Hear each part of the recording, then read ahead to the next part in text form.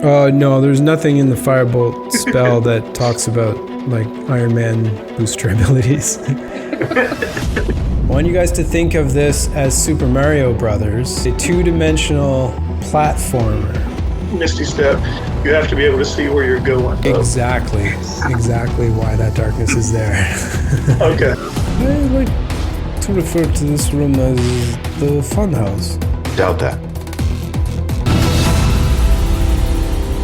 Greetings, and welcome to Crucible of Fate, Episode 14, Part 2. If you haven't seen Part 1 yet, I suggest that you go back and watch that. There was a lot of exciting things that happened that will have a definite impact on today's episode, so I don't want anyone being a little lost out there. For those of you who don't know me yet, I'm David Carter, and I am the host and killer DM of Crucible of Fate. Thank you very much for joining us. Before we jump into the action and reintroduce you to our contestants for tonight, I just want to say if you want any information on the show, the format, how to become a contestant, if you're interested in finding ways to support the show, if you're enjoying it, just check out the link to all of those things, including our Discord community, in both the comments and the video description below. All right, thanks very much, everybody. So let us reintroduce you to our contestants for tonight. First off, in the top left, we have Richard, who is playing Havoc. Then we have Michael playing Oridon. Over in the top right, we have Freddy, who's playing Bona Bakwe. Bottom left, we have Jesse, who is playing Jinzik Lujet. And last but not least, we have Rusko, who is playing Angor the Gentle. Right, welcome back, everybody. I hope you're as excited to play as I am. Can't wait to see what's gonna happen. With that, we are gonna jump to our trailer, and we'll see you in just a few minutes back in the Facehand Tavern. See you in a minute, guys. It's time. Bring them. Offer them riches, offer them glory. I don't care. Just bring me their souls. As you wish, Master. Yes. You think you have what it takes? Every roll can mean life or death. 120 contestants. Who will survive? Who will win? It could be you. This is high stakes D&D.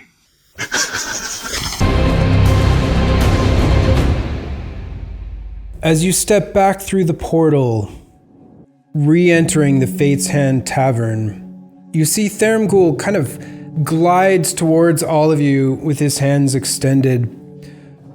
Welcome back, everyone. That was incredibly tense. Look at this. 2 people unconscious on the floor. One barely knows his own name anymore.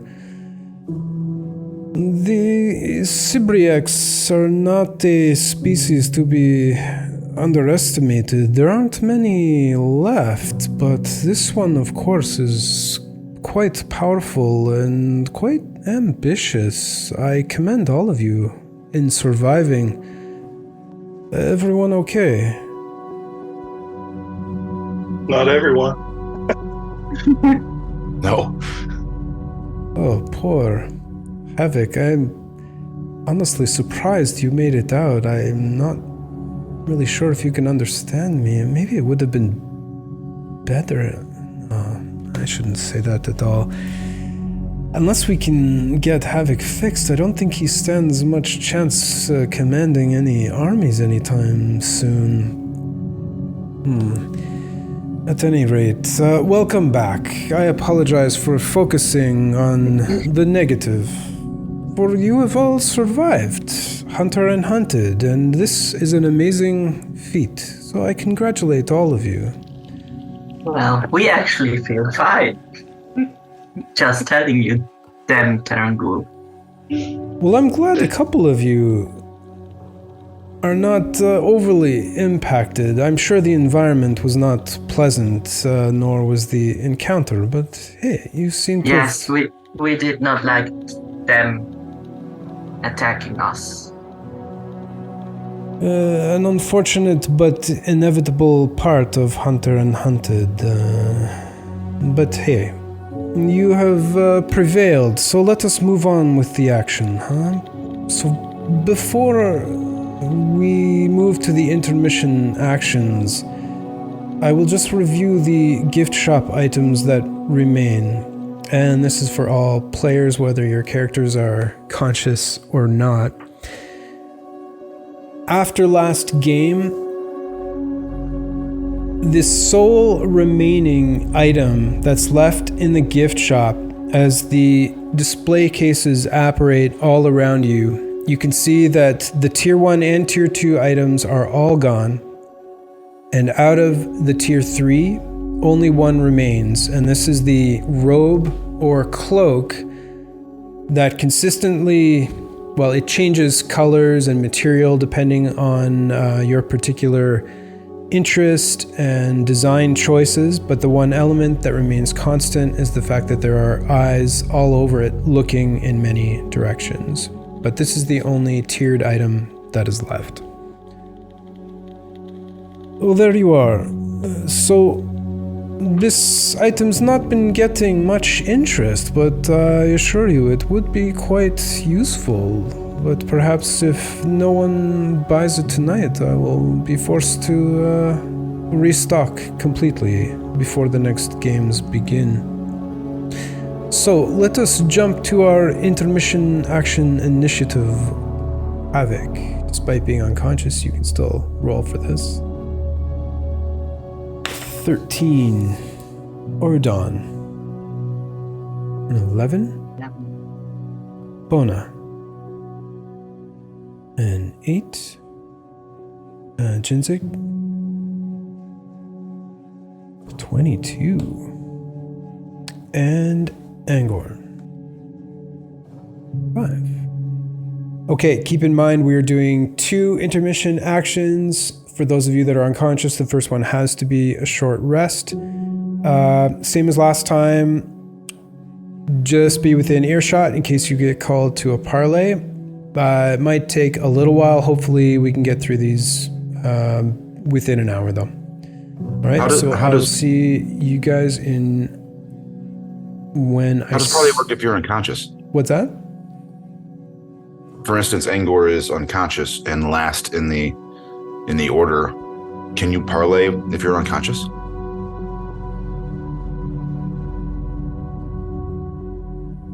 Ooh, that's a very good question. That situation hasn't come up yet.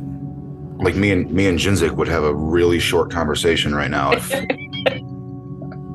Yeah, so what I'll say to that is like time is fluid here. So a lot of this would be happening kind of simultaneously. So you'd be able to have your conversation normally and then you'd just wake up after the fact. Gotcha. Okay. Yeah. Okay. Maybe you're talking in your dreams. Yeah, exactly. All right, then I will put everyone in the waiting room except for Jinzig. Jinzig, little one, wakey. Are you okay? That was fun! Hey, I'm glad to see that your mood has not been affected by, well, the trauma that you just went through. Nah, that's fine. Your games are always fun, though. Thank you, I appreciate that. I hope meeting a Cybriex wasn't too hard on the mind. Nah, not for me. I was having more fun dodging those spitballs. You did quite well. I think if one of those had hit you, it would have been a long good night, huh? Probably. Well, it was still fun. You made it though, and you're back amongst the conscious. So what would you like to do here? A short rest, I believe, is in order for your first intermission action. Yeah, I think a short rest would be a good idea, but I must say, this is my most favorite moment, is waking up to you. Oh, that's sweet. I do like your attitude, Jinzik, and you seem to be quite adaptable and resilient, and these are qualities I admire. Out of character, how many... So you're at 1 hit point right now, just waking up. Yeah. Okay. So how many hit dice would you like to use right away? Definitely 3. 3? Okay. Total of 7 back there, bringing you to 8 hit points. And with 3, that's plus 6. Right. Okay. So plus 6, your con bonus is 2? Yeah. All right, so 14. Use the last Then one. I'm gonna... yeah, I'd better... And then I'll use, I think it's my last potion of healing. That's a bit better. There you go. So 9 more. Yep, 9 more back for a total of 23. An additional 6. 6. That's a bit better than where I was. Yep. There, you're looking much better, Jinzik. Hopefully you're feeling better too. Much better. And for your... Not top form, but it'll do. Well, your luck certainly held last game. Hopefully it will hold in the next one as well. Oh, I hope so. What would you like to do for your second intermission action? I think with the amount of hits I was taking, it should probably do a bit of shopping and get another potion. Gift shop it is. Yes. And as the Fate's Hand Tavern fades away, it is replaced by the shelves and display cases of the gift shop.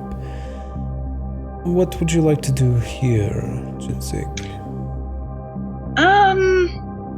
I think it might be a good idea.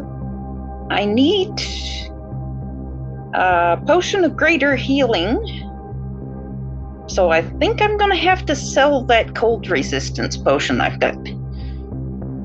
I'm not offended. I mean, it was my gift to you for coming here, but you're not the first to be selling my gift.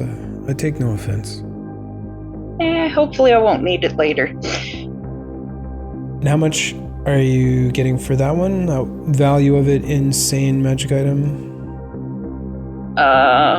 Full price for the potion of resistance is 300, so I think it's 150. Yep. And then the greater healing is 150, so... There we go. Okay, so you now have a potion of greater healing. And I guess this concludes your shopping, Jinzik? Yeah, I think that's it. Make sure to tell Dregs, sorry I couldn't help with the last hunting job, though. I thought this would be more fun. Well, if you make it out of the games, perhaps he will bring you on as a soul hunter. We're always looking for new recruits. That would be fun. Perhaps if you're in a position to talk to him, you could do so later. I definitely plan on it. Excellent. Then I wish you all the best of luck in escaping the room to come, Jinzik. Greetings, Havoc. Not looking so good. Not really able to understand my words either. Wow, this is going to be complicated. Yeah, well, you're not looking good. I imagine you want a short rest. So, out of character, Richard, for Havoc, what would you like to do for your first intermission action? He's going to take a short rest. Okay. And he's going to use he's going to try to use all 4 of his hit die. All right. So you've got 1 hit point currently from your miraculous. I have 1, and then I have the additional 14 for the level up. Okay. So you're at 15. Yeah. Currently. And you want to use all 4 of your hit dice? Yeah. Okay. D12s for you. Because he's not good. Yeah, he's just going to sleep till somebody wakes him up.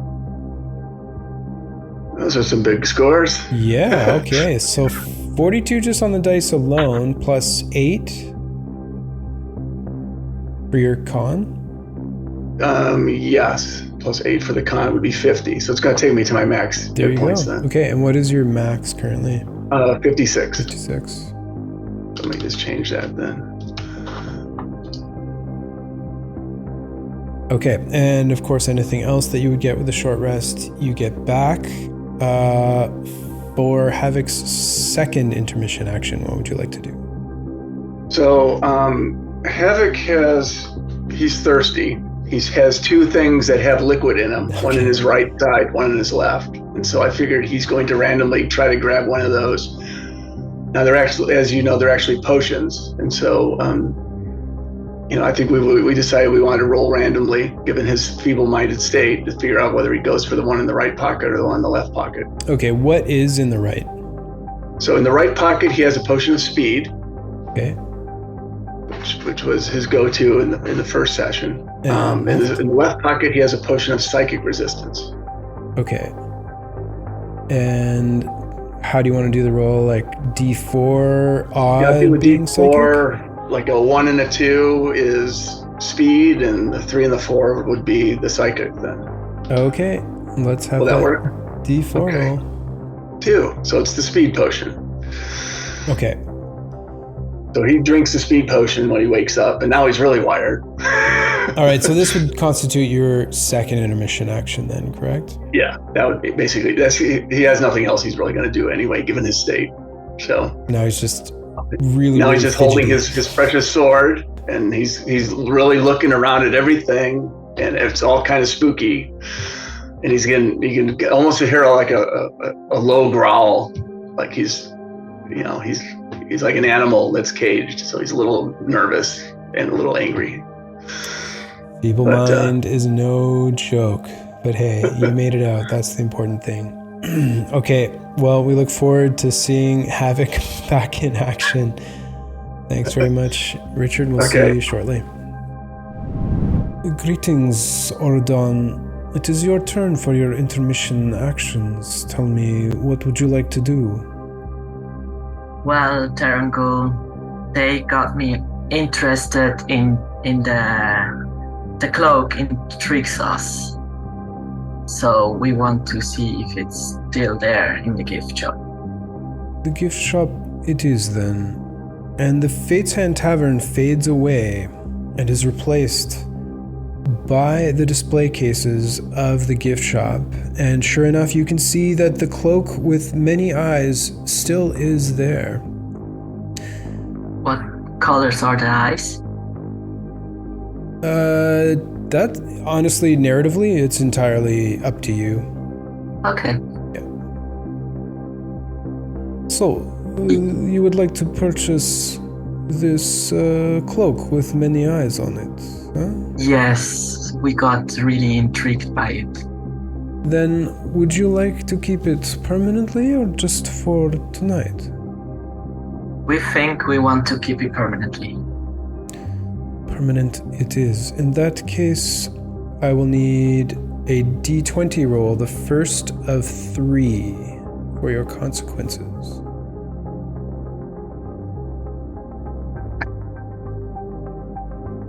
Two. That is poisoned. So your attack rolls and ability checks are at disadvantage. Your second roll, please.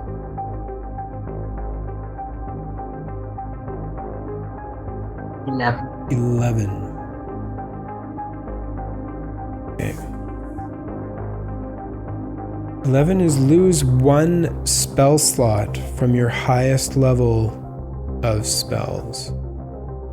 So this is constant no matter what level you are. You have to keep in mind that you're down 1 spell slot. So if you just gained 1...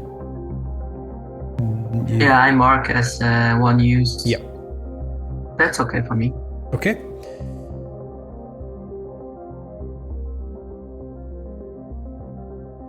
Another 11. Another 11, so another spell slot. I would use my last mage sphere on that. Okay, I'm just gonna mark that off. 10. 10 is lose 10% of max and current HP. So what is your current max hit points? 34. Okay, so you lose 3. From my max also. Yeah, 3 from your max. Okay. There you go. So, you are the proud new owner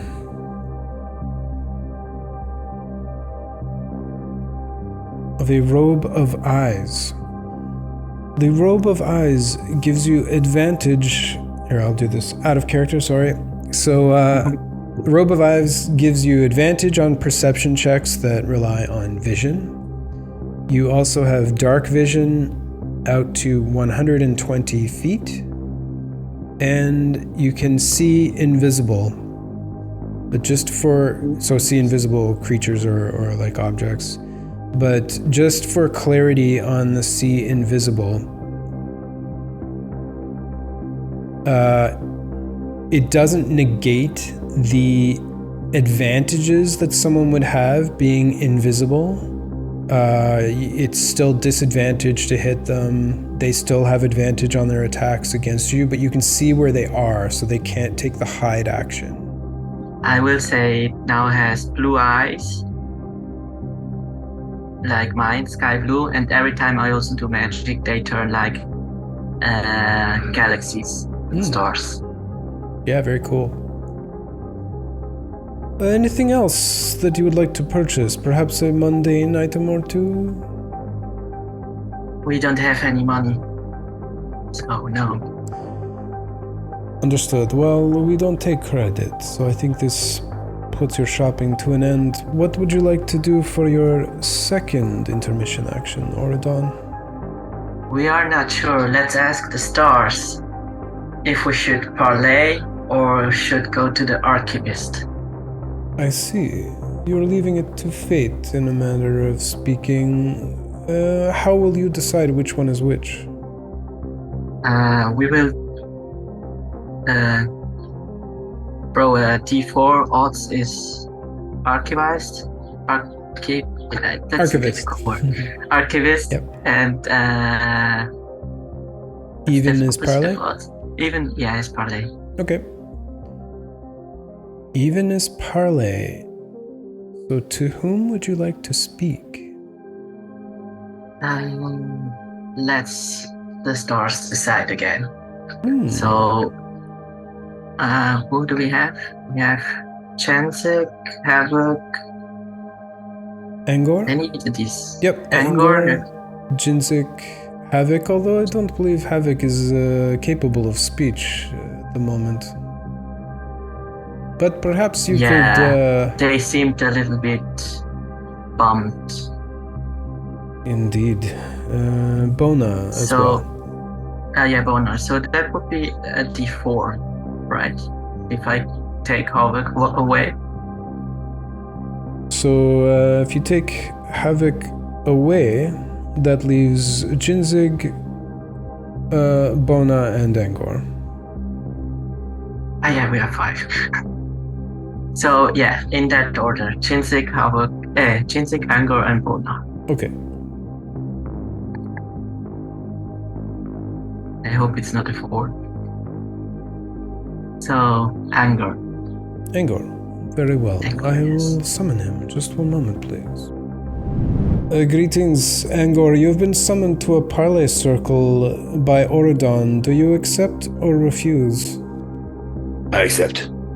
Very well. In that case, Oridon, you have 3 minutes, and it begins now. Angor, we did not understand what you meant in the first time we met all.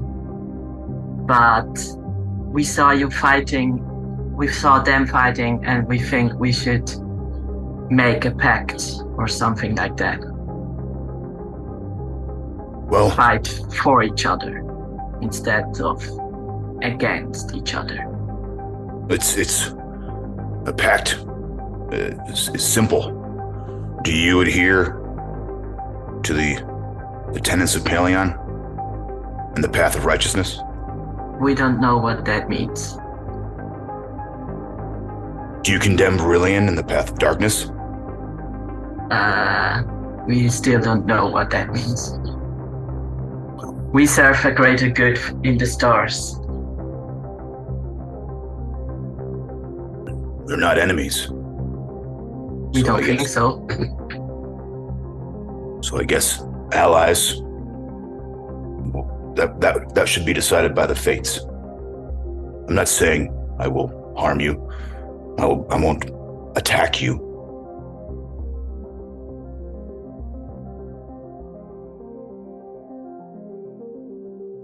But I think that the fates will decide for us.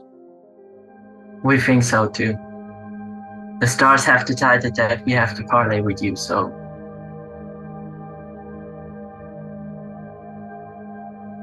And if we do team up, but there will be explosions, we are terribly sorry about that. We cannot control our magic sometimes. That sounds terrifying.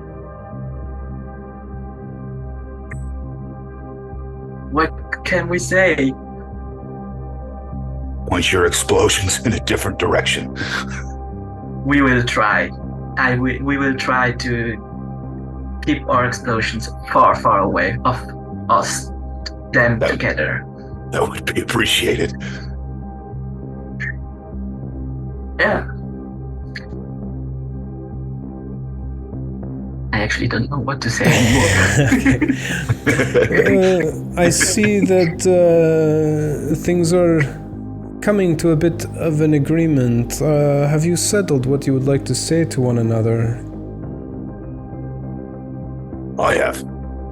We have. Don't point explosions at Ango. It seems like Thank words you. to live by. I wish the both of you the best of luck in the battle to come. I will see you shortly. Greetings, Bona. It is your turn for your intermission actions. What would you like to do? First, I would like to take a short rest. That makes sense. Okay, so what's your current hit points? 29. Alright, 29. How many hit dice would you like to use? I'm going to use one, and if that's not enough to get me to full, I'm going to use another one. Okay. And that's 5, and my constitution gives me +2, so that's 7 hit points. That's all I needed to be at full. Alright. Good, and of course you get all the other benefits of a short rest back.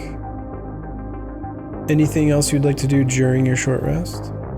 Yes, so I'd like to convert 2 sorcery points into a first level spell slot back. Okay. And I would like to use a scroll to cast the sanctuary spell on myself. Okay, so that would be for the use abilities, use items. So I need to do that once we start. Your second intermission action, I'd say. Yeah. I would be using this as a second intermission action. Okay, so your second intermission action is cast spells, use abilities, and all that. All right, so you want to use a scroll of what, sorry? Sanctuary. Okay. I would also like to drink a potion of heroism. Then I would like to use Vigilant Blessing, which is the ability that I have that gives me advantage on initiative, so that when we go to roll initiative, I can roll that with advantage. Okay. I would like to use my Twilight Sanctuary ability, which puts the 30-foot radius sphere around me that lets me grant someone temporary hit points at the end of each of their turns. And that also, I can't do both, but I can do either. I can either give them temporary hit points, or I can end one effect on it that causes it to be charmed or frightened. Very well, Bona. Anything else you would like to do during this second intermission action? One more thing. I will use a spell slot to cast Shield of Faith on myself. Very well. Shield of Faith. And that one is concentration. Yes. Gives me a +2 bonus to my armor class. Anything else, Bona? That's quite an arsenal you're going into this room with. It is. And I think I'm going to need it with, whatever you have in store for us there. I know it's not going to be fun. Well, it's not me that has it in store. I mean, we'll have to roll randomly and see what is the room you're going to have to escape, but it will be challenging, I'm sure. Everything you have planned is challenging. Thank you. But no, that's all for me. Thank you. Then best of luck, Bona. I will be watching intently. Greetings, Angor. Oh yes, I was taking a bit of a nap. Angor, it's time to wake up. Angor. And you feel yourself being shaken awake by Tharamgul. As you open your eyes, you see him leaning over you. There we go. Welcome back. You survived. Good job. Angor, he pops up and he shouts, "Jeremy, Aveline!" And he looks at Tharamgul and he kind of realizes the situation he's in. Holy shit, I'm not dead. No, you're close, but you made it. You're good to go. But I imagine you'll want to be taking a bit of a short rest, huh? For your first intermission action? Don't feel like I have a choice. Alright, so you are currently at how many hit points, including the ones you just got for leveling? So 10. You're at 10. Okay. Mm-hmm. Which is just for the level. Okay, got you. Alright. Any con bonus? Mm-hmm, +2. Alright, so you're at 12 then? Or you're 8 plus... No, 8 plus 2. Alright, so how many hit dice would you like to use? Do you have to state that ahead of time, or can I roll them? You can do them one at a time, but if you know you need at least 2 or 3, you can do those all at once. Oh, yeah. Well, I have different hit dice, so it's probably going to be easiest just to roll them individually, because I have 3 different types of hit die right now. Okay. So we'll start with the die 12. 8, 7. 7 back. 17. Another 7. 5 more. 6 more. So 35. Okay, so I'm going to use my potion of healing. 5. That's not. Total of 40. Okay. And I'm allowed to cast a spell for hit points in this short rest. If it'll help you heal, you can. Yeah, so I can do healing word on myself. Okay, healing word. So you're expending 1 first level spell slot. Yep. All right, that brings me to 4. 46. And you don't have any fate spheres left, correct? 0 fate spheres. So that gets me up to max, because my max is 44 because I took that 10% hit. Okay. And your second intermission action, Angor. You're looking much better, by the way. I'm feeling much better. I need to speak with Bona, please. Bona. Just one moment. Greetings, Bona. You have been summoned to a parley circle by Angor the Gentle. Would you like to accept or refuse? I will accept, absolutely. Very well. Then, in that case, Angor, you have 3 minutes, and it begins now. Bona, I don't know who we should put our faith in. As it stands right now, either we both survive this or I die. No, I will keep you up. I can cast healing word on you up to 60 feet away. Even if you go down, you may go down. As long as I've got spell slots, you will come back up unless the monster has multiple attacks and, gets to you before I can. But I'll get you back up if you go down. The same goes for you, Bona. I will. If you don't come out of this next test, then I don't either. Borudan came to me and asked for alliance, but he worships the damn stars.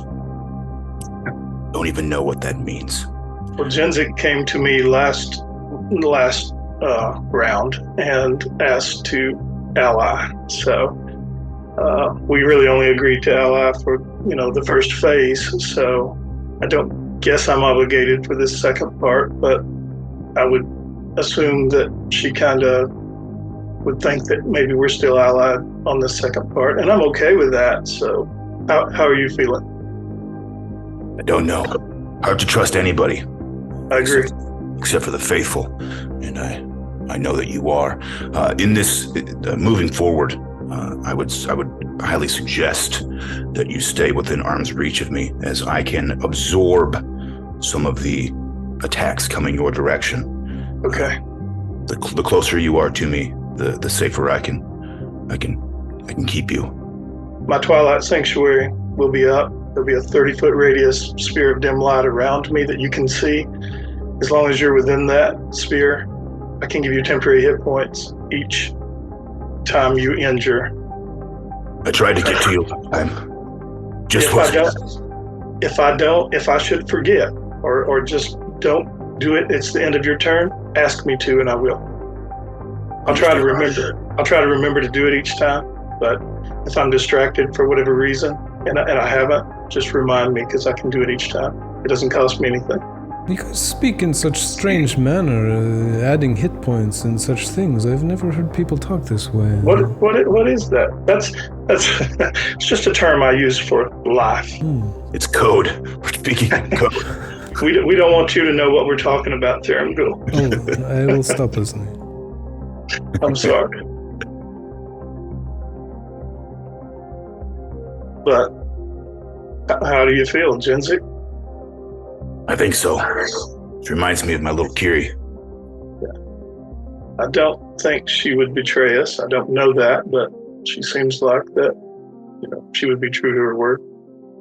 She actually offered to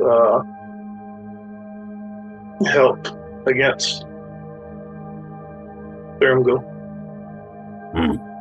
With that, I'm going to have to interrupt. I gave you a few more seconds due to my interruption, but now that we're getting to lying against me, I think it's time for this conversation to come to a close.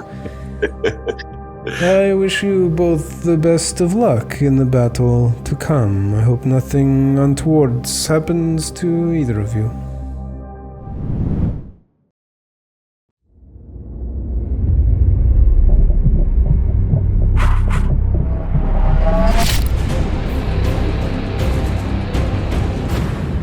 As you all are returned together into the Fate's Hand Tavern after the intermission actions have come to an end, Tharamgul is waiting patiently for all of you. I'm quite excited for this moment. It is time to pick the escape room that you all must do. There are still many escape rooms that haven't been seen. Richard, since you are in the top left, if you could roll a d20, a 3. Oh, this room has not been seen yet.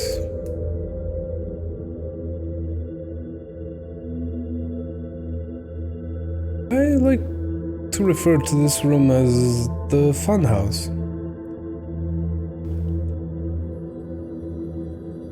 Doubt that. Be fun for the eyes of truth and for myself. You guys might have fun too, who knows? Jenzik seems to be in good spirits all the time. There's fun to be had in every situation in life, or at least a lesson to be learned. Oh, poor Havoc. Is anyone going to lead him around by the hand or anything? Well, he's kind of on his own, huh? I would pat you on the head, but that would seem patronizing. Best of luck to Havoc. Alright, so at this point, Tharamgul turns around and begins floating towards one of the walls of the Fate's Hand Tavern, and as it all dissipates away, you see the archway of the gated gallery apparate before all of you. And making your way into the room, as you both kind of stare intently at Tharamgul's back and the room is moving towards all of you, you can see that within the column of monoliths for escape the room, your portal is making its way forward.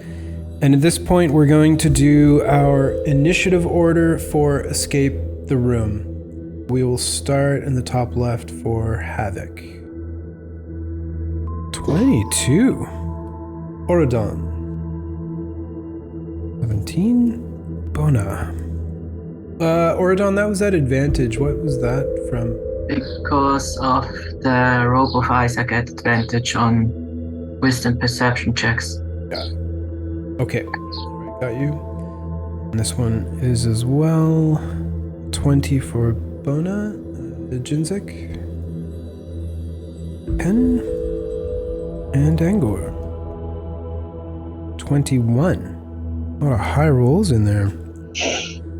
Alright, so as you are all standing around the portal, if you could please, in initiative order, just let the Eyes of Truth know what is in each of your hands, and if there's anything that you want to say or do before you go through the portal. So these are things that you would have done in your intermission actions that are now taking effect. So we'll start with Havoc. You can see that everyone is kind of just standing and waiting as you are all gathered around this black, foggy monolith. Out of character, Havoc took a short rest, and he was thirsty, so he drank a potion. He doesn't know it's a potion, but as he gets ready to enter the portal, he's not doing anything but grunting and breathing heavily as he holds tightly his favorite sword.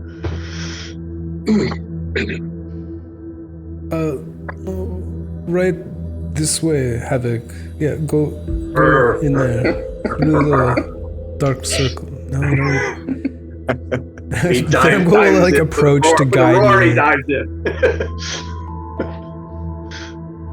Okay, Angor. Angor has a shield on his left arm. His weapons he's got his weapons stashed or on his person. He's going to pick up his 10-foot pole. I'm assuming it's still here. It is. I'm going to kind of just toss that in the middle of the floor. If anybody would like to bring this, and then I'll pick up my ladder and make my way through the portal. And on my way through the portal, I give Bona a nod. See you on the other side.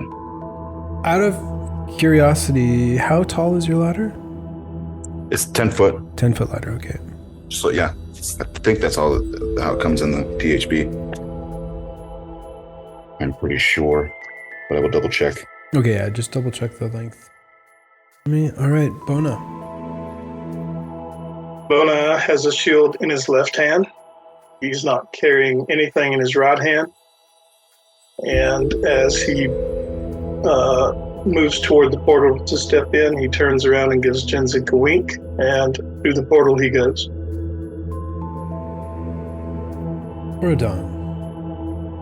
Orodon has a new cloak on him. It looks a little like plastic, although nobody knows what plastic is. But it has lots of bluish eyes on it, staring in every direction. And he has a rapier on his right hand and a tambourine on his left. And he says, "We now see everything," and jump into the portal.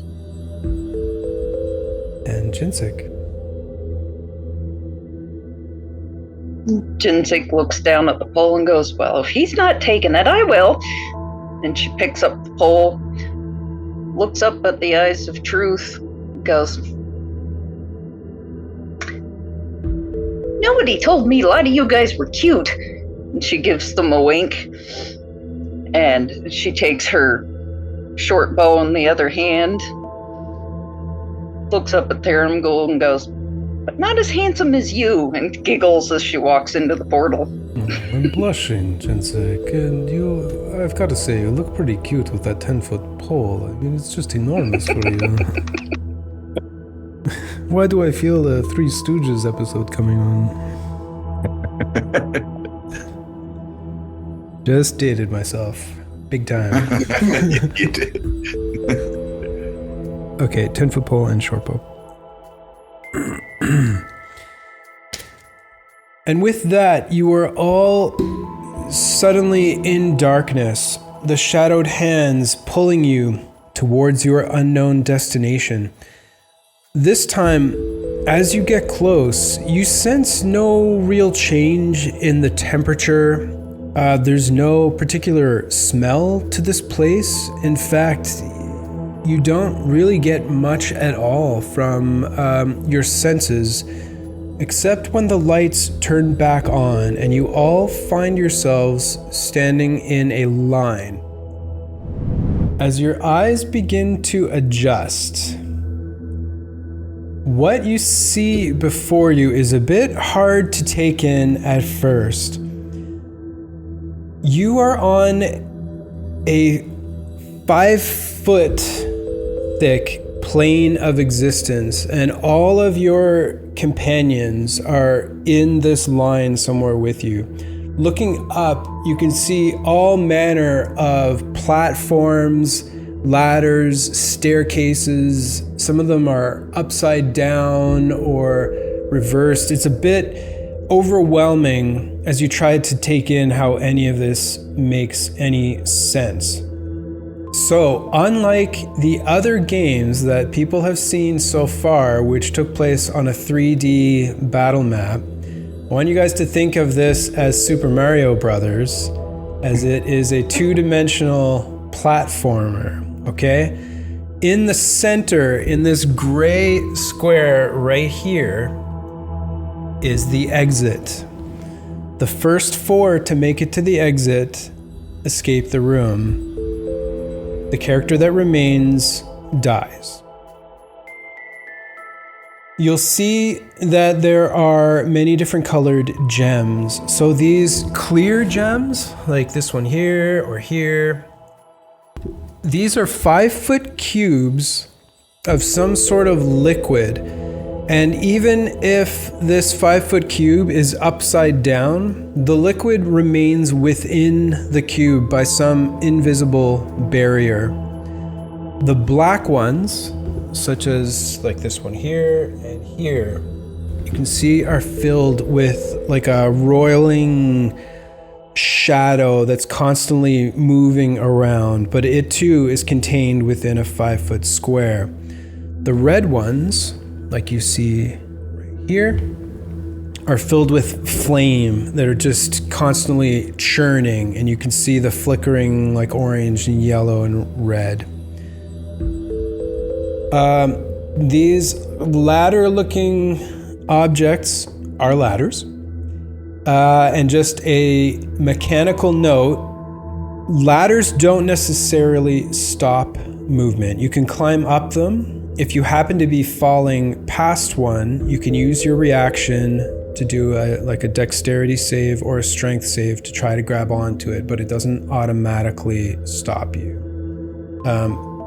Think of the ladders, if you're facing this way and you're like walking on this plane, the ladder would be like beside you, so it's just kind of onto the side, so it doesn't actually like occupy space directly in front of you. It's to the side. I know that's a bit confusing, but once we start playing, you guys will be all good. The little paper, like you see, I'm just gonna spin this around here. The like sideways paper that you see in the corner, well, they're actually magnets, not paper. These have been seen before. These are spider web, as per giant spider webs in, as per the web spell in the player's handbook. These are web spell. Just so that you are all aware, I made up a little chart using the jump movement, like standing long jump and running long jump. There's a calculator, so I used all of your strength scores to determine how far you can jump and all of that good stuff.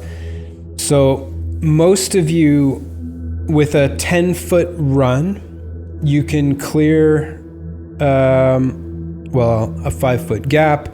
Most of you can clear a 10-foot gap, but for some of you, there is a DC that you'd have to make to successfully do that. And you can do it with either athletics or acrobatics for these types of things. So there's like a standing 5-foot gap, there's a standing 10-foot gap, there's running jump if you have 10 feet of movement that you can move first before you jump. That's a different category. And then kind of the biggest obstacle on this whole map is moving 10 foot laterally and vertically. And so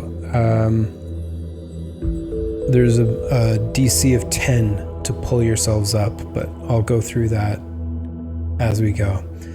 Okay, so think of this as Super Mario. I'm gonna lay down all of your characters. They'll look prone here, but that's actually where they're standing.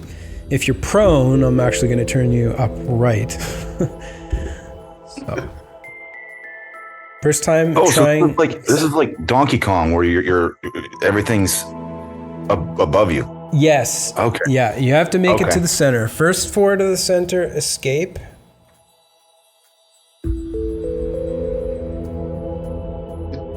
Did you say what the blue things were for?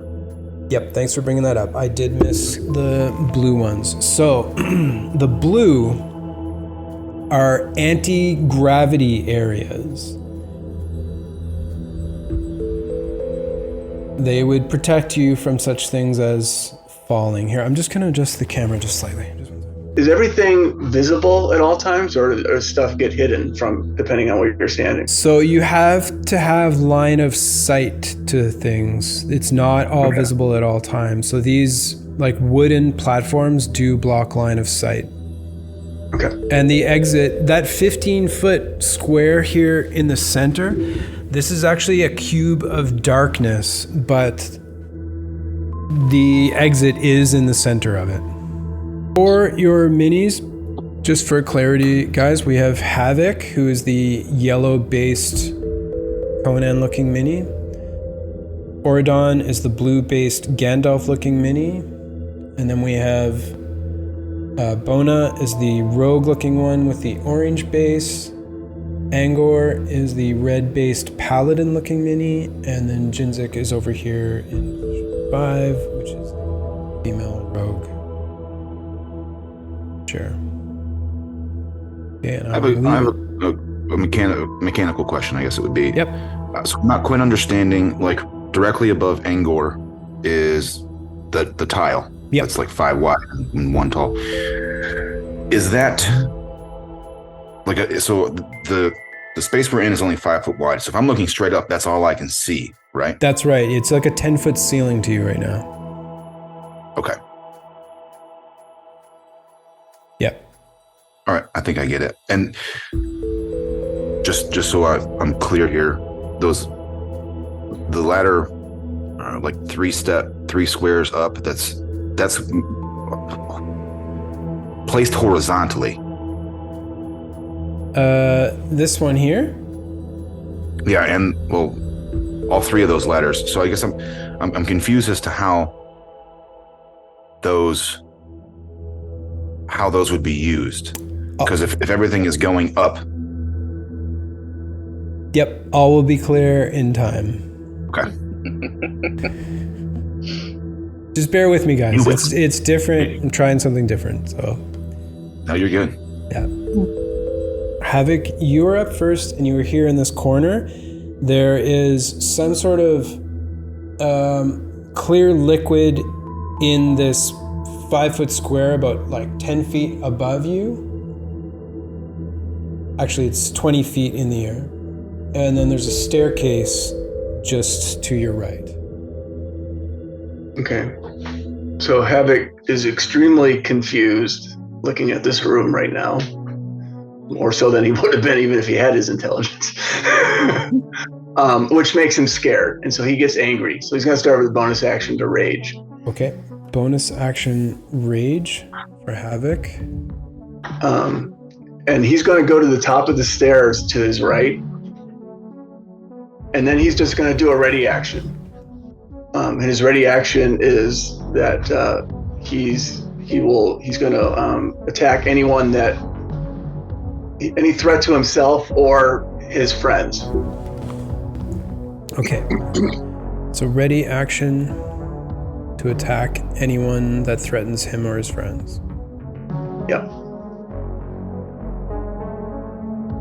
Okay, sounds good. Anything else for Havoc? No, he's growling and yelling. He's scared. He's a scared dog right now. Angor, it is your turn. Where you are currently standing, you can see that there are spider webs to your right. There is also a staircase here, and then another staircase over here. And you notice 2 holes in the ceiling where it's possible to move up. Okay.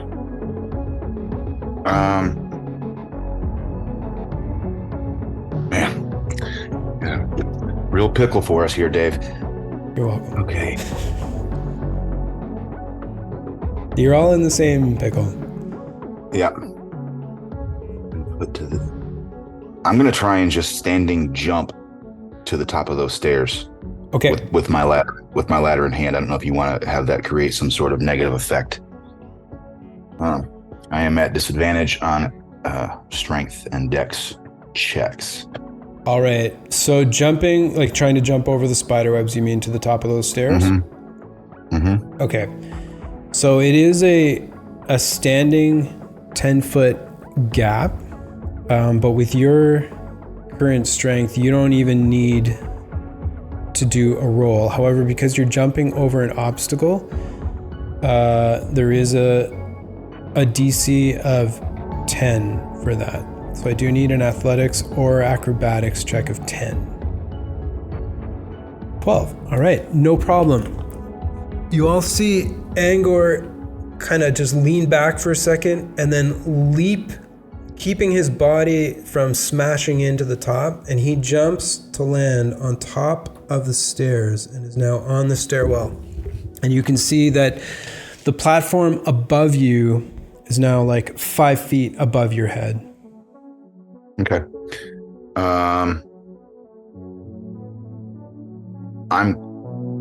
So that was 15 feet of my movement? Yes, correct. 15 feet of your movement. So I'm going to take the ladder, and I'll let you decide how this works mechanically, and kind of put it over the webs, pointing towards Bona. Okay. All right. Let me just grab a ladder. One sec. All right. So I am going to treat this block here as the ladder. So dropping it down over the web, it immediately gets stuck in the web, but does provide safe passage over the spider web for anyone that chooses to use it. It is stuck in there, so there would have to be a check made if someone wanted to try to pull the ladder out. Okay. Right?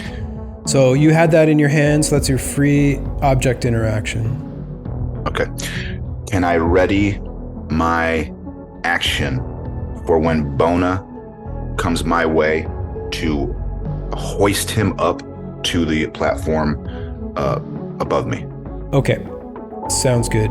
And actually, you know what? That would just be your free action to kind of let that ladder drop into the spider web. So not even your free object interaction. But yep, ready action to hoist Bona. And that ends my turn, I do believe. All right.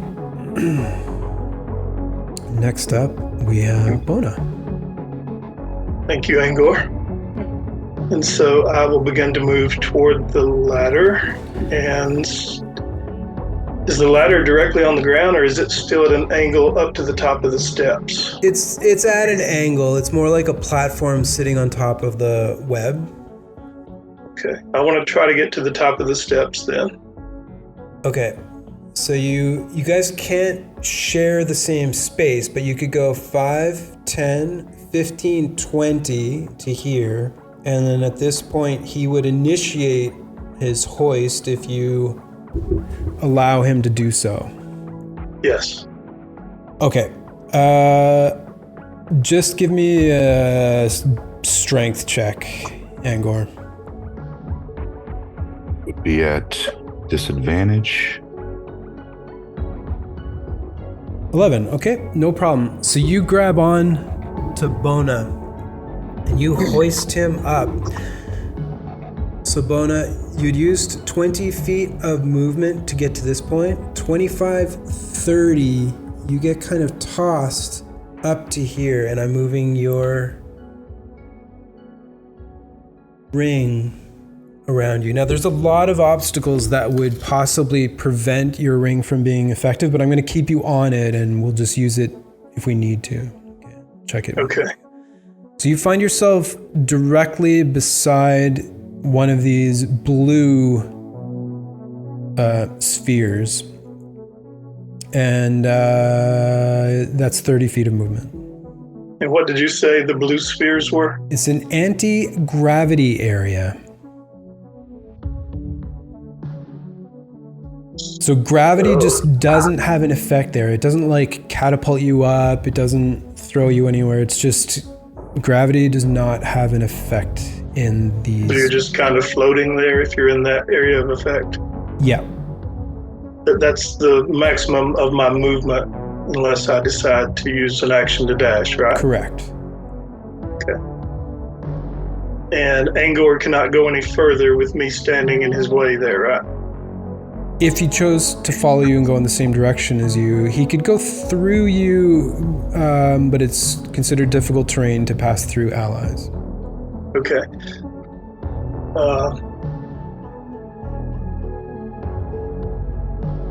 So if I use my action to dash, I have no choice but to go through that blue sphere of anti-gravity, correct? There's a lot of options for you here. I mean, I'll turn the board a little bit just so you can see. But above you is like a 5-foot cubed platform. Is that something I can get to?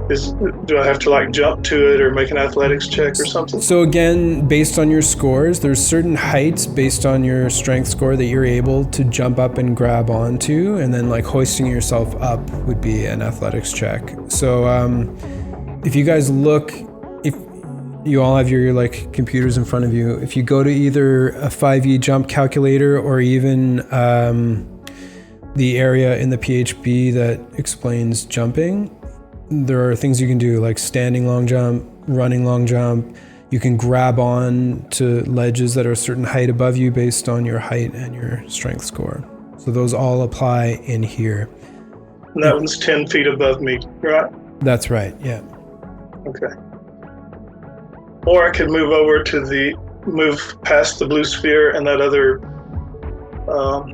platform is only 5 feet above me, right? Yeah, so you'd have to just duck your head a little bit, but you're not crawling. It's normal movement. You just duck your head down so that you're 5 feet as you go through like this area if you wanted to. Okay, but that's not something you can climb up though, right? It's just something you have to duck down and crawl under? That's right. Okay. But the thing that's 10 feet above me right there, is that something I could jump up to and grab onto? It is. And if I fail my athletics check, that means I fall back down to where I started, I guess, kind of? Is that what I would assume? Depends how bad you fail. Okay.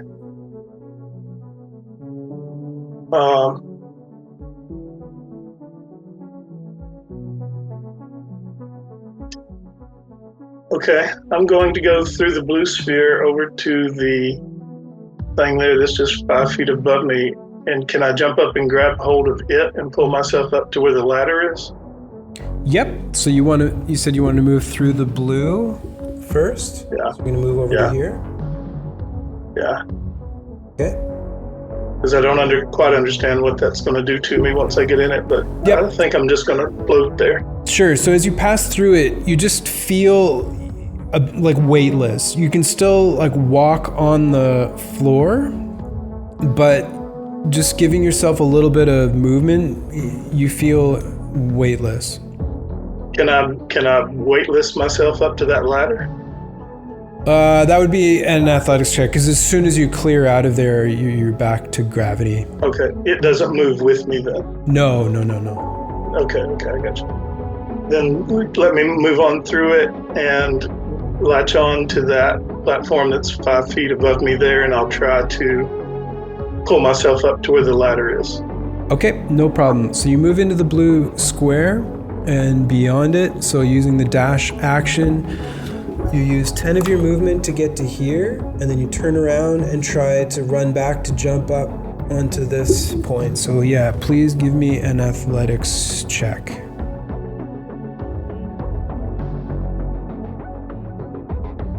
19. Okay, no problem. You jump up, grab on to this ledge, and pull yourself up. And you can now see to your left here this cube of darkness where you know that the exit lies. You used all your movement to go here. You used 5, 10, 15, 20, 25, 30 to actually, yeah. So with all of your movement, you would still be hanging from this ledge, as that's 30 movement. So the cube of darkness that's there, is that...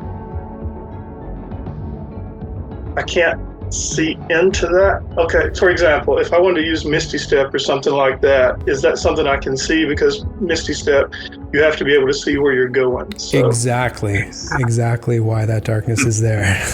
Okay, so that, unable to use that then? Yeah, unless you have Devil's Sight. Or I do not. I have dark vision, but not Devil's Sight. So my movement is used up, and yep, you're just hanging on that ledge, and you've used your action and your movement. Okay. All right. Any bonus action? Don't think there's anything else I can do. I will cast Blade Ward on myself. It's a cantrip, and it just gives me resistance to bludgeoning, slashing, and piercing damage. Okay. Blade Ward, is that... Oh, wait, I can't do that, Dave, because I used my action to dash. So, sorry. That's all I can do. All right, no problem. Yeah, that's what I was getting at. Okay. That's it for Bona. We will move on to Oridon. Oridon watches around, looks around, looks at Havok and says, Havok, we still need you to get through this. We still need them to get through this. So they will cast a Bardic Inspiration on Havok. You can add as a bonus action, a creature other than yourself within 60 feet that can hear you gains an inspiration die. It's a 1d6. For 10 minutes, the creature can add it to one ability check, attack roll, or saving throw. This can be added after seeing the roll, but before knowing the outcome. So this is your music, right? He doesn't need to comprehend your words? Yeah, I do it with the 10 times. And then Orodon, yeah, I make you dance. Orodon will try to jump up here to the corner right up above me. I don't know. Okay, so where you are right here. Yeah, I want to try, well, Orodon wants to try to jump straight up and hold on to the leash. Yep, so it's a 15-foot ledge. What's your strength score? My strength score is 0. 10, you mean? Yeah, 10. And how tall would you say that Oridon is? 5 feet tall. 5'8"? No, 5'0". 5'0", okay. Yeah. I don't know how much that is. So standing long jump, you can normally only reach about 9 feet. So this would be a very high DC. This is 15 feet above you. Most of the characters can only reach about 10, but you're welcome to give an athletics check to try to reach 15. Stupid idea. Could that give me like a boost with firebolt smashing onto the floor? Sorry, just one sec. Get the roll back up. What was your question? If I could like get a boost with the firebolt. No, there's nothing in the firebolt spell that talks about like Iron Man booster abilities.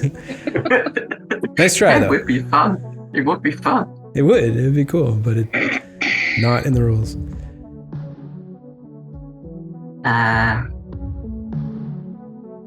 With the thunder wave also not right.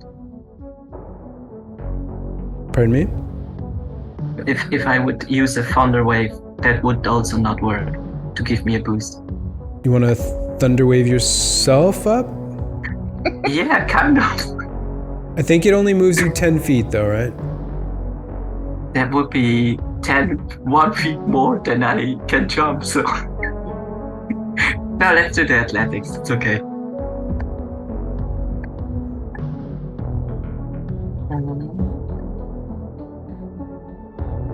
Five. Okay, so you jump in place, but you're not able to reach 15 feet up into the air with that roll.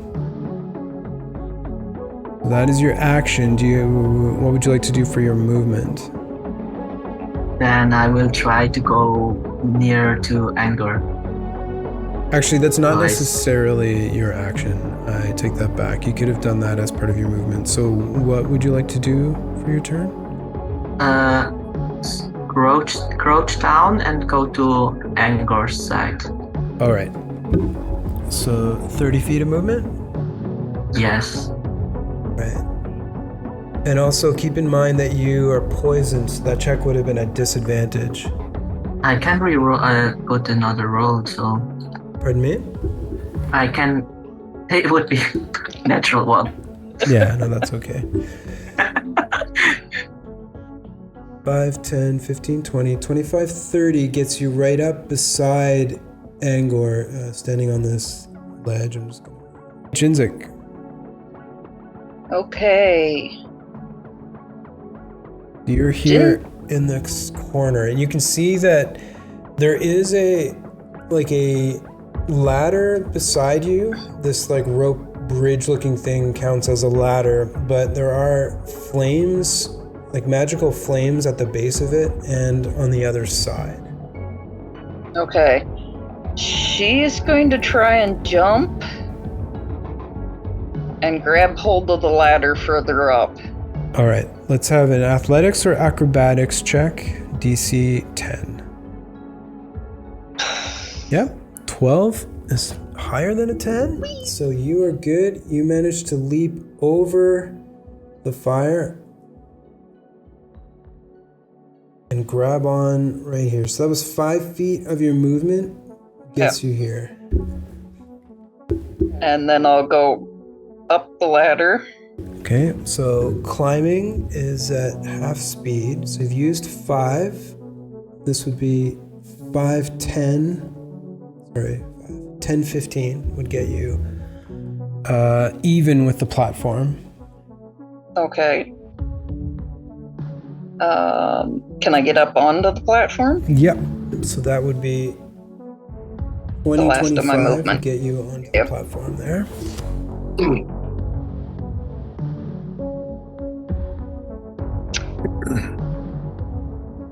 And I think for the moment that's it. Okay, so no Okay. more movement, no Excuse me, actions. Dave. Yeah. All right. At the end of her turn, Dave, I will give her temporary hit points if she is in my Twilight Sanctuary. She is, yeah. And you can see her. Even though you're hanging on the ledge, you hear her hop up and looking down kind of underneath your arm, you can see her, so. Okay, it is a 1d6 plus 2. Not much, but 3.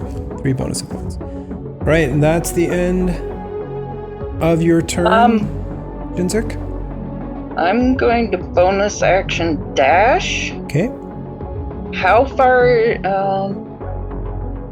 is it from the end of the platform to the next one over? Leaping just 10? Across this way?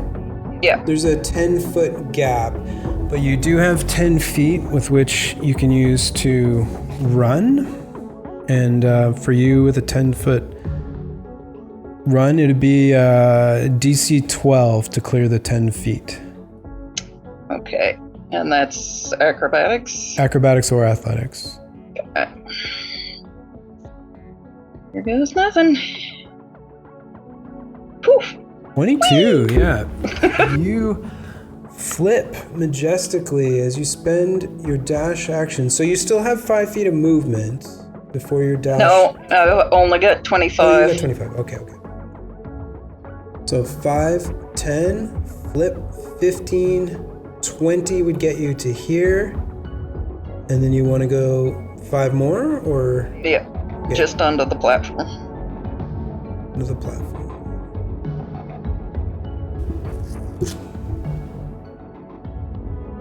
Yeah, right there.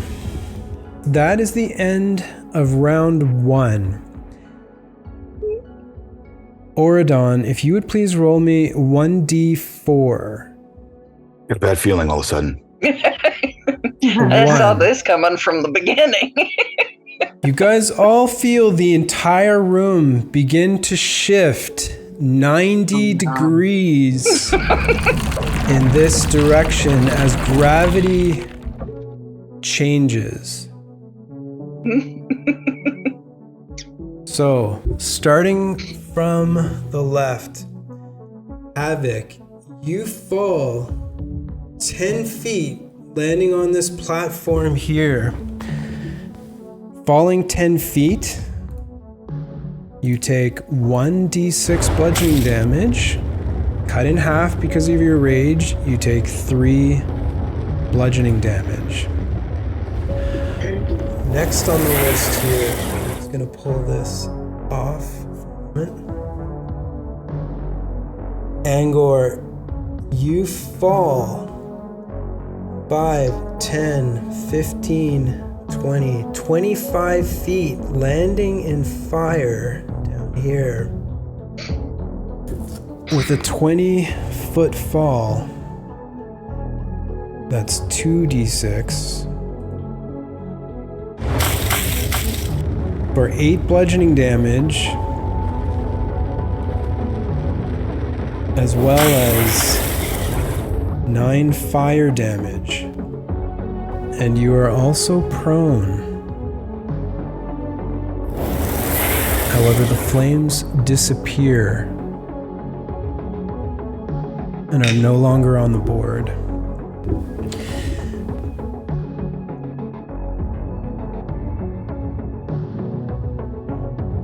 Auradon. Fall 5, 10, 15, 20, 25, 30. Cannot occupy the same square, so you fall 25.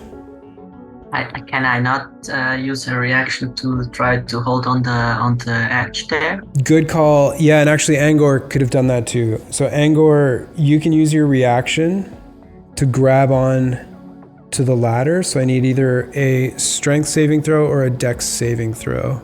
DC 15. All right, you managed to grab onto the ladder. So that fire damage I gave you, take those hit points back.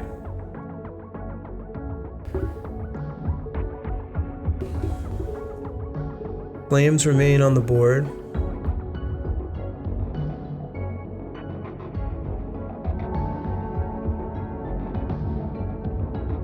Auradon, you fall 5, 10, 15, 20. Before you slam in to Angor. So from the falling damage, Oridon, you take 7.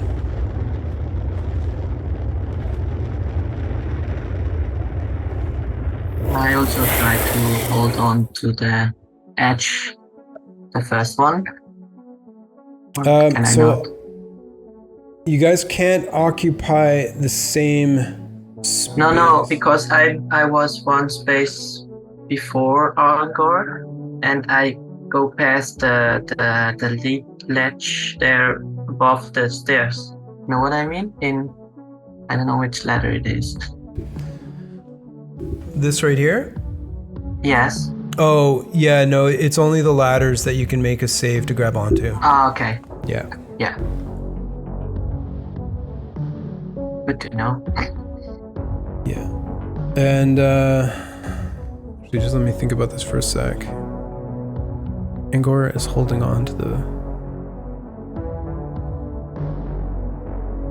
ledge.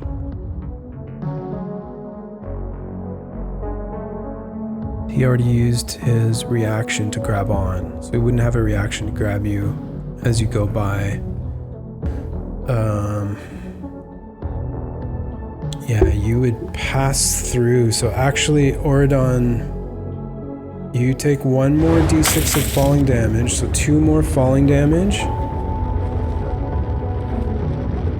And then as you hit the ground here, you would take the fire damage of 8. And now the flames are gone. And I'm prone. Jinzik, you start to fall, and you fall to the anti-gravity area and just remain floating there in space. Bona, you feel everything shift around as you're no longer hanging down. You drop 5 feet, landing on this platform here, and having only fallen 5 feet, you take no damage. Good. And that is all of you. That's the end of round 1. At the top of round 2... Does that put Bona and it prone?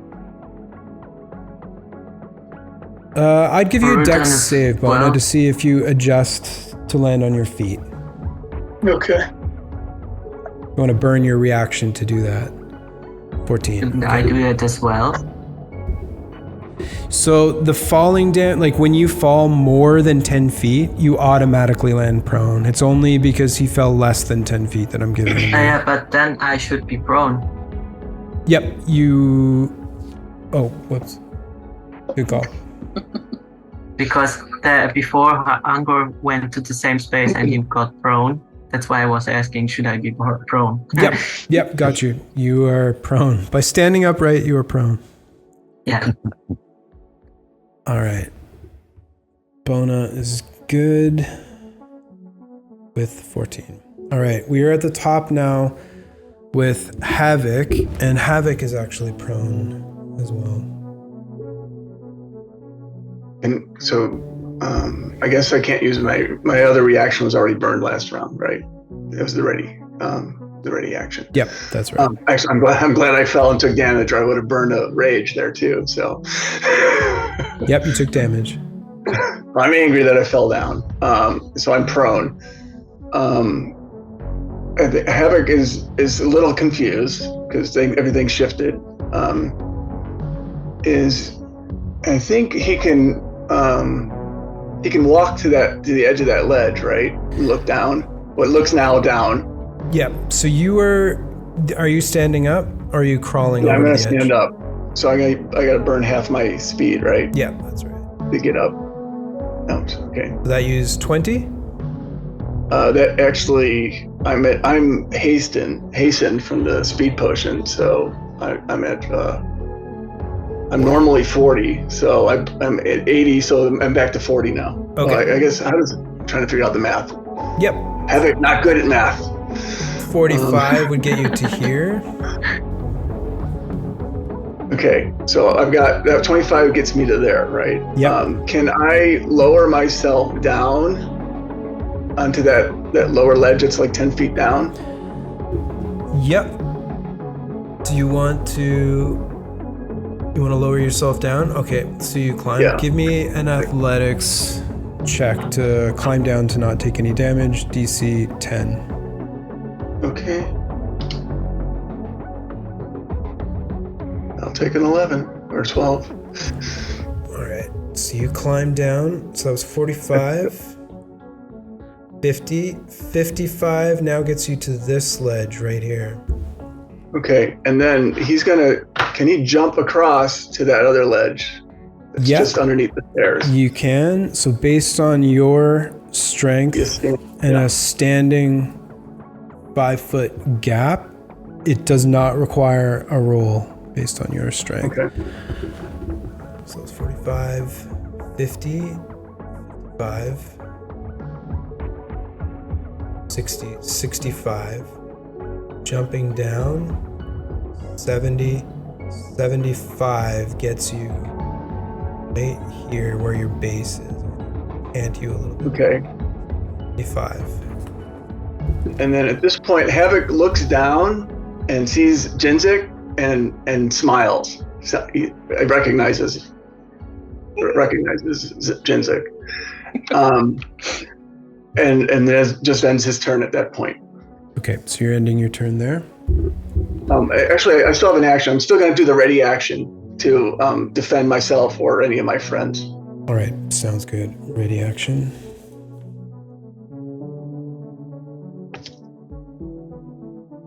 Angor, it is your turn. You're now holding on to the ladder over top of Auridon.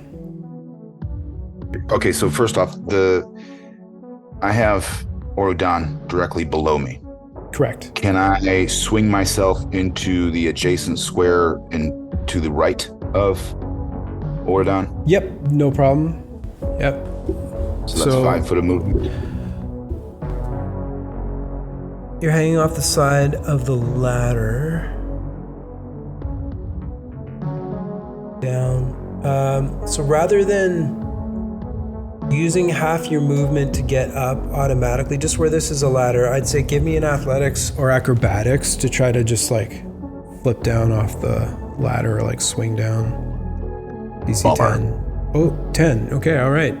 So yeah, you don't use half your movement. You only use 5 of your movement to get to there.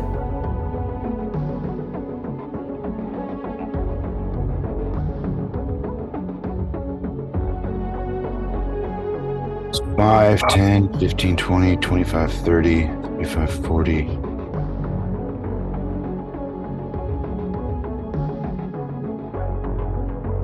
So I'm going to try. So 5, 10, 15 to the ladder, and then start going up. Is going up a ladder difficult terrain? Yeah, it's climbing. Yep. Okay. All right, so you've used 5. Oh, wait. So 10, 15, 20. I'd actually like to jump up. All right. Yep. Again, athletics check, DC 10 to grab onto the ladder. I'm 5, 10, 15. So I could do a running jump. Actually, you can't fail it with your +9, so there's no need for you to roll.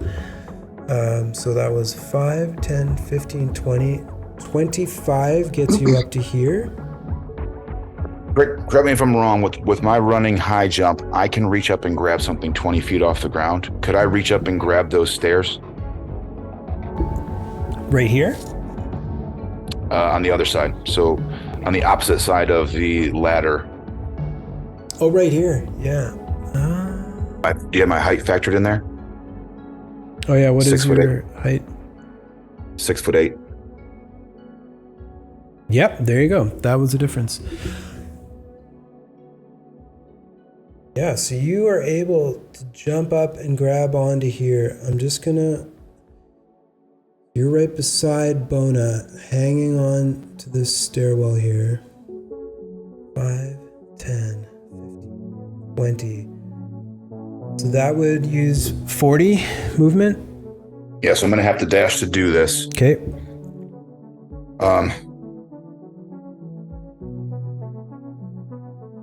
So that's a dash. So really don't have anything else that I can do except just hold on. I kind of give Bona a little side eye smirk, like, I found you. And suggest to everyone that I'll do that next turn. All right, that will be my turn. And I will give him temporary hit points at the end of his turn. All right, go ahead and make the roll. That would be 8. It is now Bona's turn. Okay. As a bonus action, that Wait, blue do you sphere. mean bonus action or Bona's action? As a bonus action, the blue sphere that's above his head there, I want to use Blessing of the Raven Queen to teleport up to 30 feet into that blue sphere. All right. From here, leaning over the edge and looking up,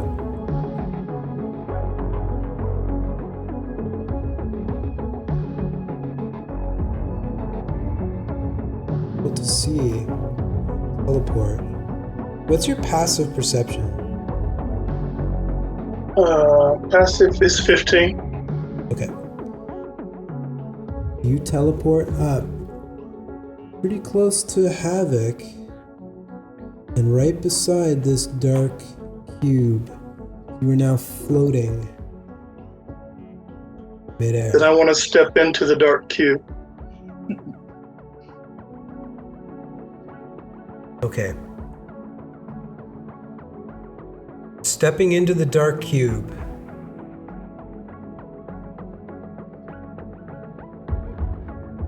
You're met with nothing there as you fall 5, 10 onto this ledge.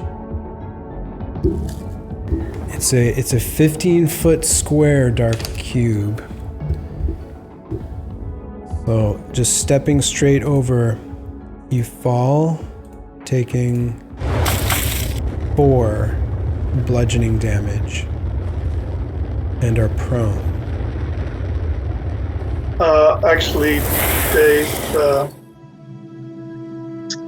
again, because I used Blessing of the Raven Queen, Yep. I have resistance to all damage after using that until the start of my next turn. So, Yep, 2 damage. You're now okay. laying down in the space between this platform and this black cube of shadow that's overhead. Darkness. So, did I feel anything other than just emptiness when I went into the black cube? As you took that one step, just beyond your reach, you could hear like the magical humming of what you guess would be the portal at the center of the 15-foot cube.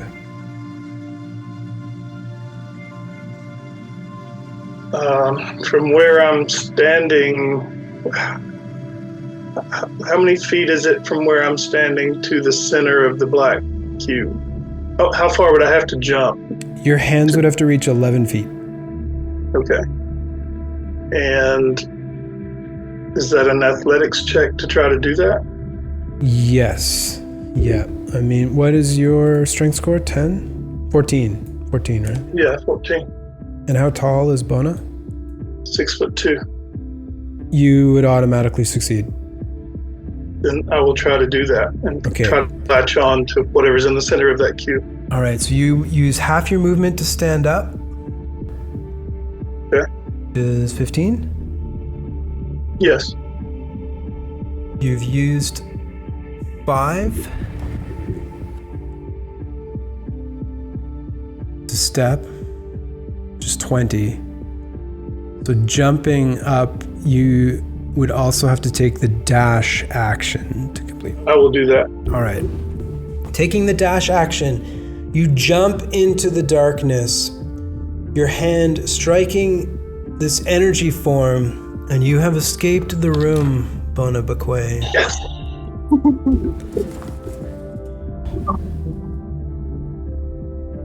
It is now Oridon's turn, as you are laying prone beside the fire with a ladder going across from you. Well, first of all, Oridon doesn't look very good. So they stand up, dust off the dust and the burning marks of their cloak. And then chucks one potion of healing. Right, go ahead and roll your 2d4. As a bonus action. 7 hit points back. And then they will cast. Look at the others, and they're like starting to play a song that is really relaxing, and they will cast Sleep at 2nd level. Sleep? The spell Sleep, yes. Okay, which direction? In the direction of Jinzik, and if I can get Havoc as well. Okay, so is this... It's a point that you have to be able to see, right? Creatures within 20 feet of the point you choose within range are affected. A point you choose within range? Yes. Alright. Even if I have to move like underneath Jinzik's, that's okay for me. Yeah, I would just say you have to move at least here. So that's 20 feet of your movement total. From here, you want to cast it in the center of, did you say Havoc and Jinzik? Yeah, if I can get them. Alright, and it's a point within 20 feet? Yes. That might get Angor too. Yeah. I need you to direct me to which point that you want to put it in. So I think using maybe this fire as like a starting yes, point? I think that's a good spot. All right. So you choose this as the point. How do you determine who goes first? Is it who's closest? It says roll a 5d8. The total is how many hit points of creatures this spell can affect. Creatures within 20 feet of the point you choose within range are affected in ascending order of their current hit points. Oh, okay. In ascending order? Yeah, ascending, yes. All right, so go ahead and roll your 5d8 to determine the number. Because I cast it as a level 2, I add 2d8, so it's 7d8. 7d8, all right, let's have that roll. So 35. 35 hit points, starting with the creature with the lowest. So all three are in range. So we have Angor has 44, Havoc has 53, Jinzik has 30. So Jinzik, you would be targeted first, eating up 30 of the 35 points. So you are asleep. You are currently unconscious as you are asleep. So that was your action, Oridon? As it's a second level spell, I have to do the chaos magic. Okay. So give me a d20 roll, please. 15, so no wild surge. And then I will move as far as I can still. I think I have 10 feet. 10 left. All right, so you're moving this way? Yeah, towards the letter C's. There we go. And that's the end of your turn, Oridon? Nobody else get affected by the spell? Only Jinzik? Yeah, because it has to be more than their current hit points for them to drop. So there was only It was 35 points, so 30 of them got used up on Jinzik. And yeah, okay, I see. Yeah, and there's only 5 remaining, so the other 2 are fine. I mean, even if it was all 35 against everyone, they would still be... It would still be okay. And I say, like, loudly, I say, explosions! And that's my turn. All right, sounds good. So that is it for Ordon. It's now Jinzik's turn. However, you are unconscious. So you do drop what you're holding, and you are considered prone. But because they're in an anti-gravity area, so whatever you had in your hands, which was the 10-foot pole and Short bow, they're no longer in your hands, but they're floating beside you in this anti-grav area. So I'm just going to put a marker down for each of those. So yeah, you're incapacitated, can't move or speak, can't take any actions. So unless anyone knows otherwise, I think that's the end of your turn.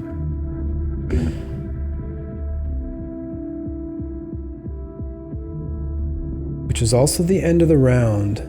So Jinzik, why don't you roll me a 1d4, please?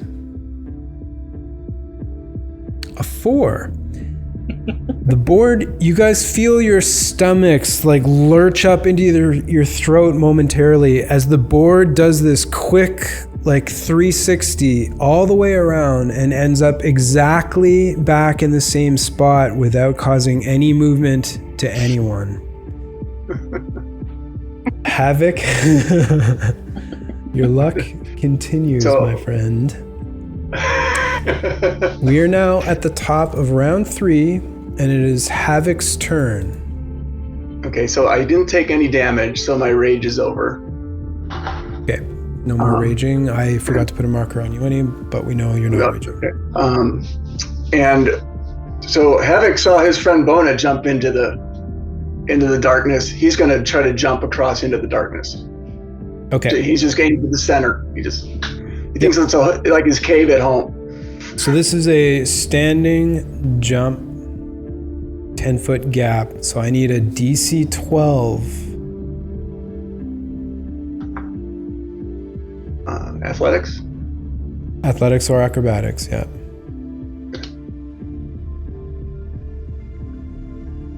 Yes. 14. Havoc leaps into the center and disappears from sight and has escaped the room. Which means only 2 out of the 3 remaining characters can escape. It is now Angor's turn.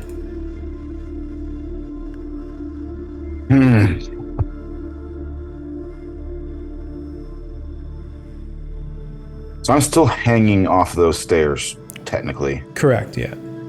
To get footing, I mean, I guess there's a ladder right there as well. So it would be 5-foot step.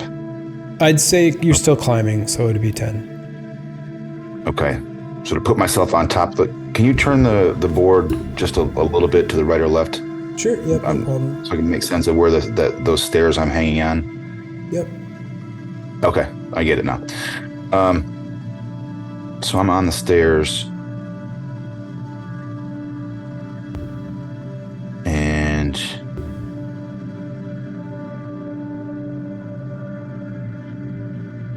a little curious there. Okay. I'm gonna do what Angor would do here. I'm gonna jump over to where Jinzik is, and I'm going to grab her lifeless body and try and toss it on the ledge above me. Okay. She's not lifeless, she's sleeping. Oh, yeah. All right. So with your strength score, it's no problem for you to leap across the 5-foot ledge. So you've used 10 movement. And this would be 15. 20 would get you to here. 25 right beside her. And you see her floating. I'm just going to move you down. You see her floating and her gear floating beside her. 10-foot pole and the short bow. If she's unconscious, that makes it an object interaction to grab her? Yeah, I believe it treats her as an object. I'm just gonna double check. But it doesn't matter anyway. So it might wake her up. You have to use an action if you want to wake her. But I could use object interaction to basically pick her up even though she's floating. Yep. Right? Yep. So that's my object interaction. Mm-hmm. So that was 25 foot. So I'm going to go 30 back the other way. Okay, 30. And then I'm going to do, that's only a 5 foot. Yep, 5-foot leap, so no problem, but it would be 35, 40 to get you back up on here. I'm not trying to get up there, so 5, 10, 15. So, because I don't have 10 feet to get a running start, but I can reach up and jump 15 feet and grab a hold of something. Now I do have, can I carry her in my shield arm? Can you carry her with your shield on or in your shield arm? Yeah. Because I have a shield in my left arm. Can I carry her with that arm, or would I have to carry her with the right arm?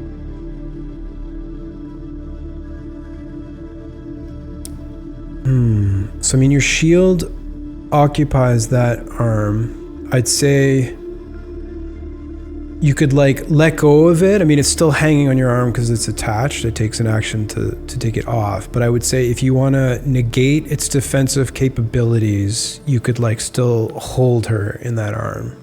But you wouldn't have the defensive capability of the shield. Yeah, I understand that. I will do that. So I'm at 25 here, 30, one square over. I'm going to jump up that ledge right there above the stairs. And that is... So 5, 10, 15, it looks like. Yep. So which I can reach. From here, 25. It's actually 5. Yep, 15 feet. Okay.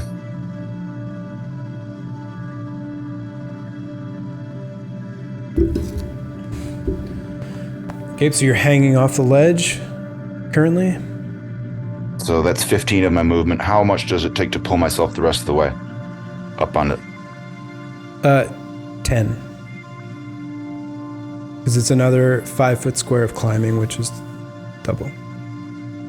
So that would get. So if I pull myself up on that ledge, that's 50 foot of movement, right? Yes. Yeah, because it was during a dash. 30 plus 15, so 45. Pulling you up to. Getting both of you up to here would be 55, but I would need a check for that. Okay. Is it a 10? Yeah.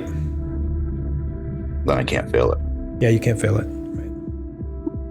So I have 10 foot of movement left.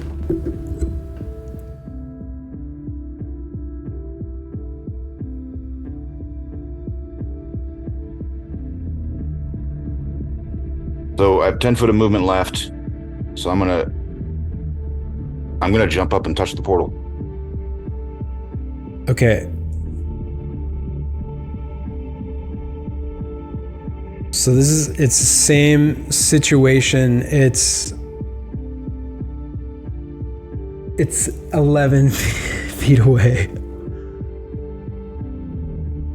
Oh. Oh, but wait, hold on. Oh, wait. Hold on a sec. Just let me do the math here. So going back to that jump calculator, your high jump without running is 15 feet. Yeah, your high jump is 10 feet off the 5. ground. So that's 10 feet. Yeah, and then your body. So yeah, you could jump through. So without a running start, because technically from this position, I have pulled myself up onto that ledge. My high jump is 5 feet off the ground. Now I'm assuming when it says that my feet are 5 feet off the ground. Yep, I agree with that. So then 6 that foot. would put me at 11 foot 8 inches with my height. Yep. That I will, however you rule it is how it is. It will be so. 5, 10, 15. You're 5 feet off the ground with your 6 foot 8. That's enough to get you to the portal. Okay, so as I'm doing that, I'm going to shout, "Fucking explosions!" And carrying Jinzik under your arm, you leap in through the portal. Being the third and fourth contestants to make it out of the room, Auradon, that seals your fate, my friend, as you are left behind, trapped within the funhouse.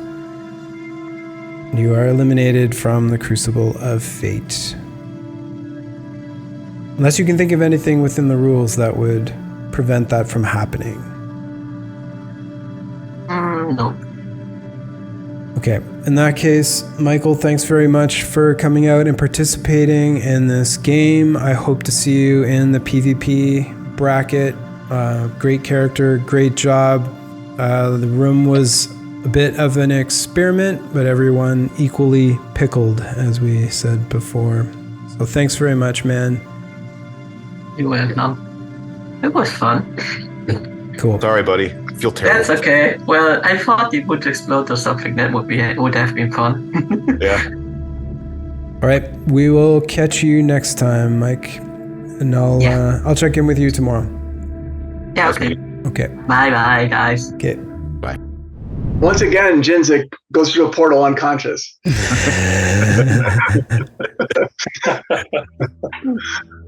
Okay. Seem to be playing the damsel in distress an awful lot. So I know that game was a bit different, guys, and it kind of shifts the reality of using D&D miniatures. So apologies if some of your abilities didn't get to be used in the most ideal way, but I just wanted to try something a bit different. What did you guys think of it? We're just happy to be here. That was fun. I was playing it where he wasn't going to jump in the darkness unless somebody else did first. So I'm so glad that Bona jumped in first, because now I was going to follow. Cool. At one point, I'm like, well, technically, there has to be 4 that go through. So if we don't go through, we can search this whole thing out. I was going to make that announcement, like, let's search this place for treasure. But in my head, I'm like, I'm going to end up being the one searching for treasure and the one left behind. Yeah, and the tricky thing with this room is when it rotates, I made sure that some of those lines were really far, falls through multiple cubes of bad things. So, yeah, those blue squares of anti-grav were very, very important. As shown by Jinzik, who even while unconscious, it prevents you from falling during the turning. All right, clever stuff. So congratulations to the 4 of you for surviving Escape the Room. This ends part 2, so we will see you all next episode for part 3. Take care, everyone, and enjoy a nice long rest.